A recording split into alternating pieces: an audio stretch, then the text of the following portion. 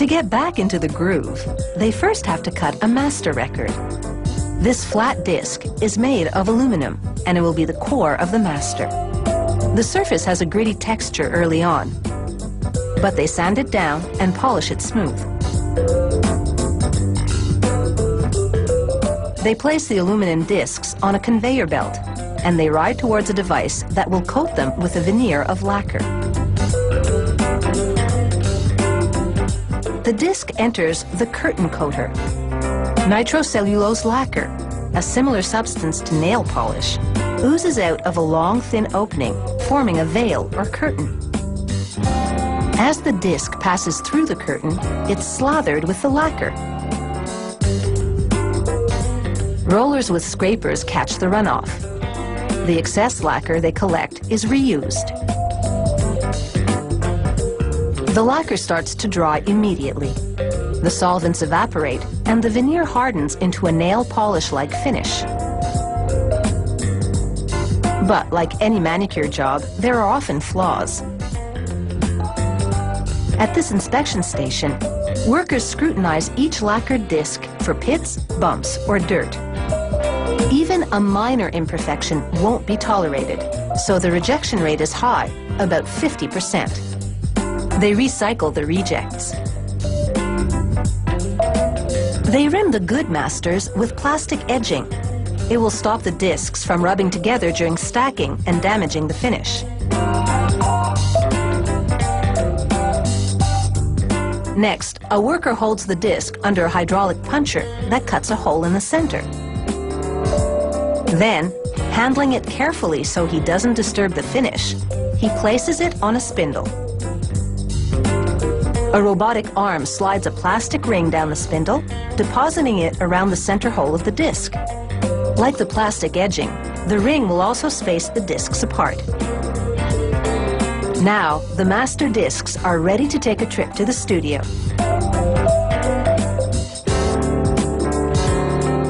The lacquer disc is about to be cut. The engineer places it on the recording machine, called a lathe. He peels the protective ribbing away from the rim. He places a vacuum line at the center, which suctions to the underside of the disc and holds it in place. The engineer now moves the cutter and a microscope above the disc. He lowers the cutter onto the outer edge of the disc, and it does a test cut. He positions a microscope just above the test groove and then peers into it to get a good look at the cut. He makes adjustments to the cut, and then he's ready to record. The lathe cuts the lead-in groove, and the music begins. The sapphire-tipped cutter etches the sound into the surface of the disc. From start to finish, the recording will be one continuous groove.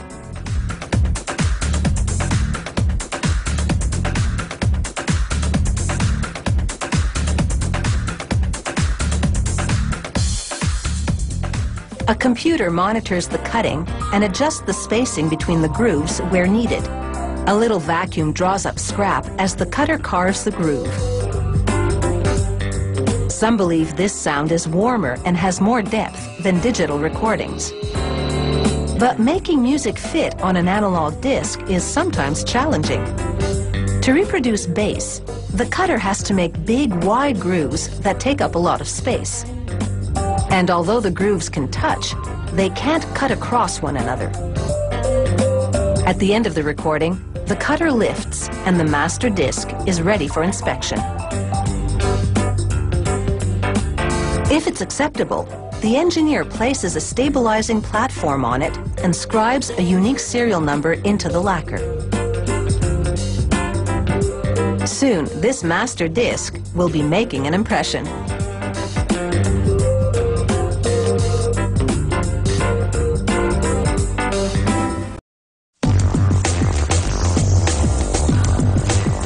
In the next step, they wash the lacquer disc with soap and water. They spray it with tin chloride and liquid silver. The tin chloride is a sensitizer that helps the silver stick to the lacquer. They wash away little bits of silver that don't stick. In seconds, one side of the lacquer has become a stunning silver disc, with the grooves intact. But next, they'll add a duller metal to the silvered side in order to really stiffen the disc. They fasten it to a spindle on the underside of a tank lid. The disc spins, and they rinse it one more time. The water in the tank below is green because these nickel nuggets are dissolving into it. They lower the lid, and the spinning disc is immersed in the solution. An electric charge fuses the nickel to the silver, and the nickel settles neatly into the grooves.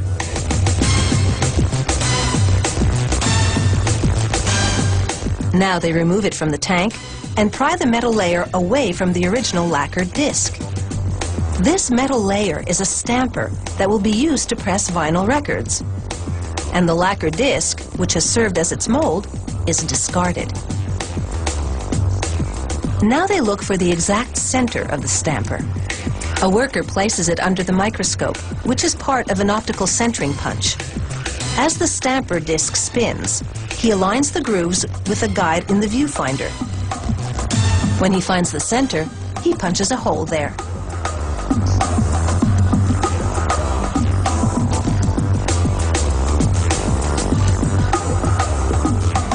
Next, they clamp the stamper disc into a trimming machine.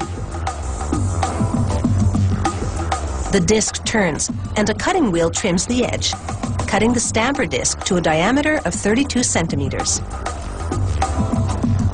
Now the stampers are ready to make their mark. But first, the labels must be prepared.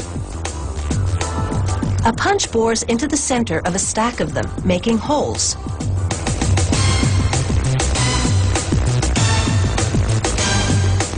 Then they place the labels on a mini press. It rises to another cutter, which rounds them out.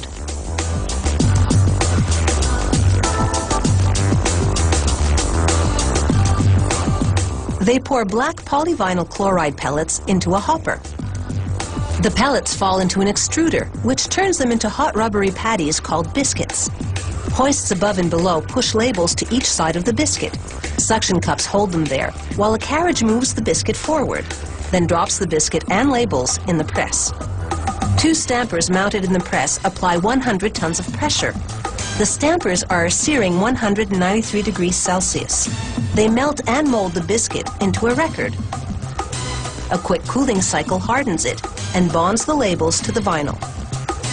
A carriage then transports it to a trimming table. The table spins the record against a knife as it cuts away the ragged edges. Then the table takes the trimmed record to the finished stack. And the process begins again.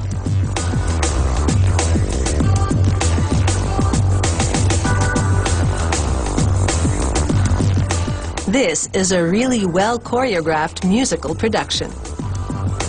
As one record is lifted out of the press, the next one goes in.